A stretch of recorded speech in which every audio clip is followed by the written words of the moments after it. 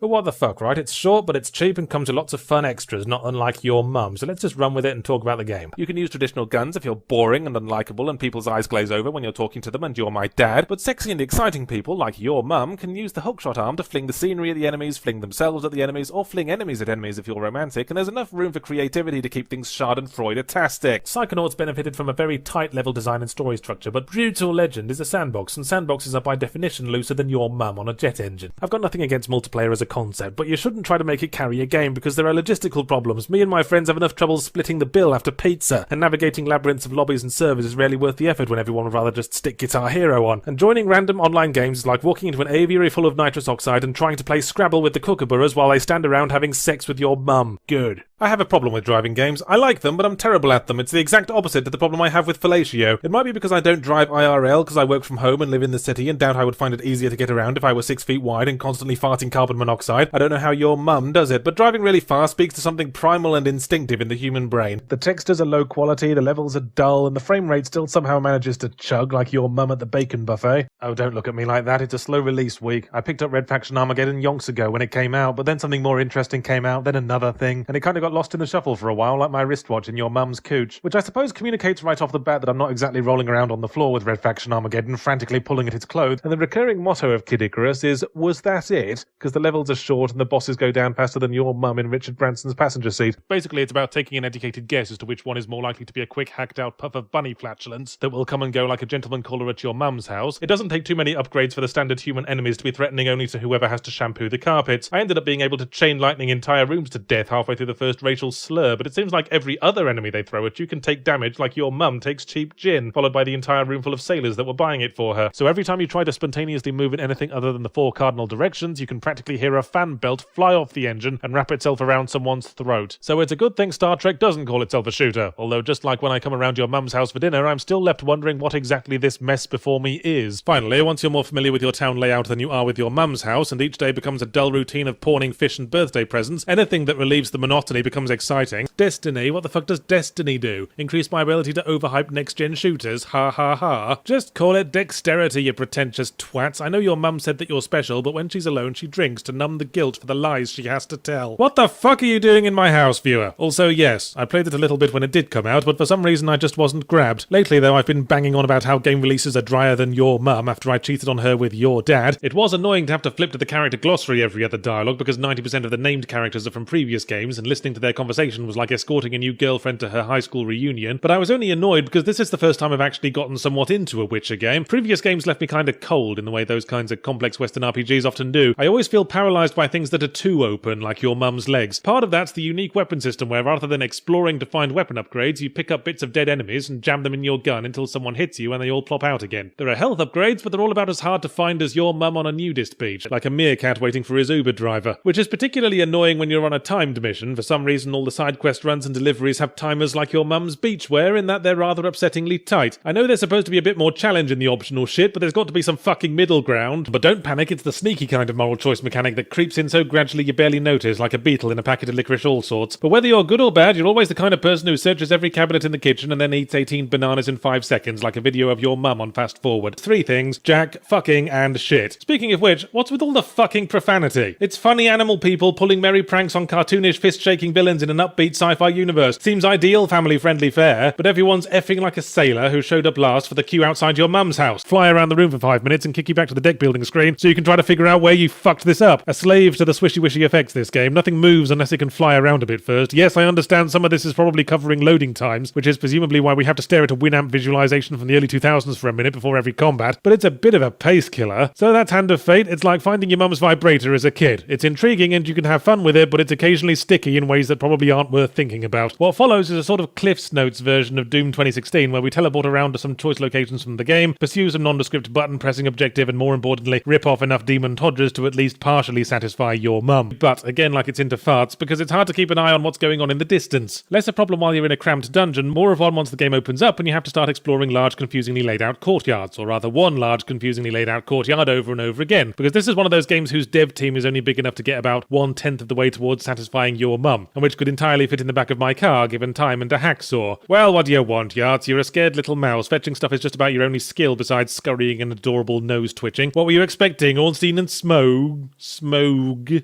Smoff.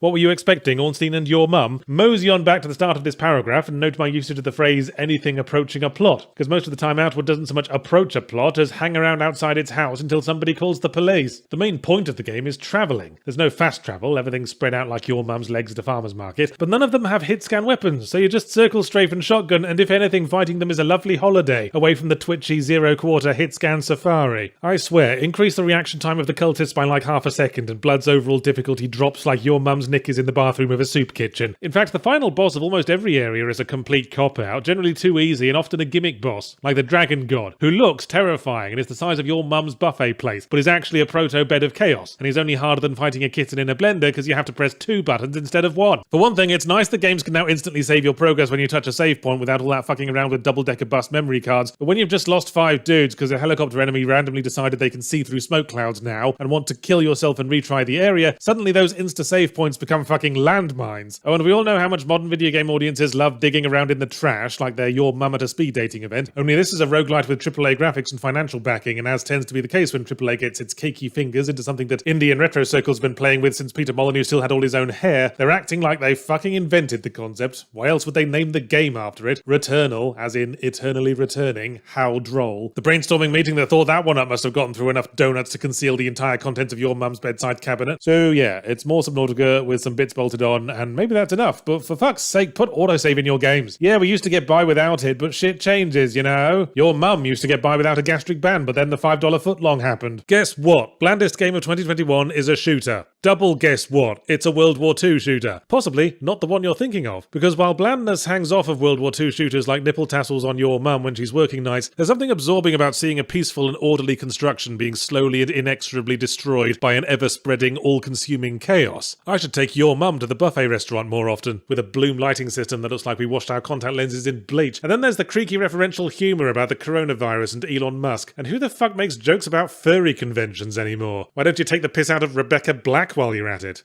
What? I'll ask your mum.